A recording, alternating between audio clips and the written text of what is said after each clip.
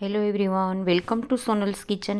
આજે બનાવીશું 3 કલરના કેપ્સિકમ અને બટેટાનું શાક. આ શાક બહુ જ સ્વાદિષ્ટ લાગે છે, તો ચાલો રેસીપી જોઈ લે.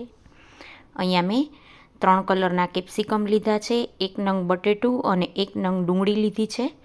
એને બધાને સુધારી લેશું. હવે એક કડાઈમાં 1.5 ચમચો તેલ મૂકી દઈશું. તેલ ગરમ થાય એટલે આપણે એને જીરું નાખી દઈશું અડધી ચમચી અને ચપટી હિંગ નાખી દઈશું. અહીંયા આ રીતે ઝીણા ઝીણા પીસ કર્યા છે મેં બટેટા અને કેપ્સિકમના. જીરું અને હિંગ બરાબર ગરમ થાય એટલે એમાં આપણે બટેટાને ધોઈને નાખી દઈશું.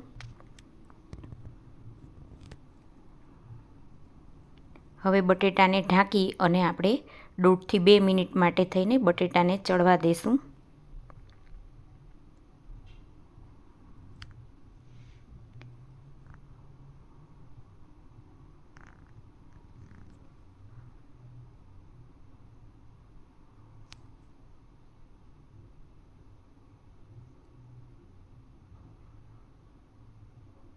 હવે એક વખત આપણે બટેટાને ચેક કરી લેશું.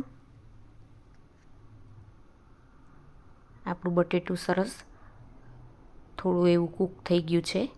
એને એક વખત હલાવી લેશું. હવે આપણે જે બધા જ કલરના કેપ્સિકમ છે એ નાખી દઈશું વારાફરતી. એક વખત બધા કેપ્સિકમ અને બટેટાને સારી રીતે મિક્સ કરી લેશું. ફરી ઢાંકી દઈશું. 1 થી 1.5 મિનિટ પછી ફરી એક વખત આપણે બધું બરાબર મિક્સ કરી લેશું. હવે એમાં ઝીણું સુધારેલું લસણ નાખી દઈશું. અહીંયા મેં 3 થી 4 કળી લસણને ઝીણું સુધારીને લીધું છે. આપણે જે 1 નંગ ડુંગળી લીધી હતી એને મેં આ રીતે ઝીણી સુધારી લીધી છે. એ ડુંગળી નાખી દઈશું અને બરાબર મિક્સ કરી લેશું.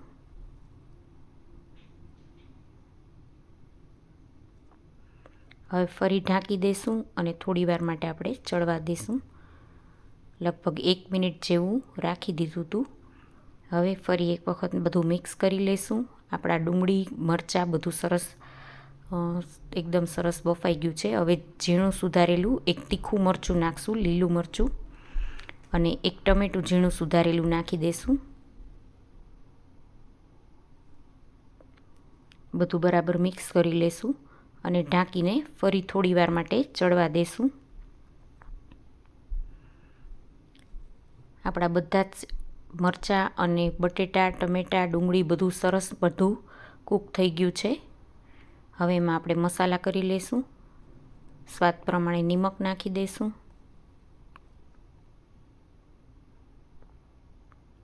એક ચમચી ધાણા જીરું નાખશું. અડધી ચમચી ગરમ મસાલો, અડધી ચમચી હળદર અને 1.5 ચમચી જેટલું લાલ મરચું નાખી દઈશું. હવે શાકને બરાબર મિક્સ કરી લેશું. આ શાક રોટલી, પરોઠા અને થેપલા સાથે બહુ જ સરસ લાગે છે. બાળકોને આપણે લંચ બોક્સમાં કોરું શાક આપવું હોય તો આ સરસ શાક લાગે છે. અને બધા જ કલરના કેપ્સિકમ એકદમ આપણા માટે હેલ્થ માટે સારા છે.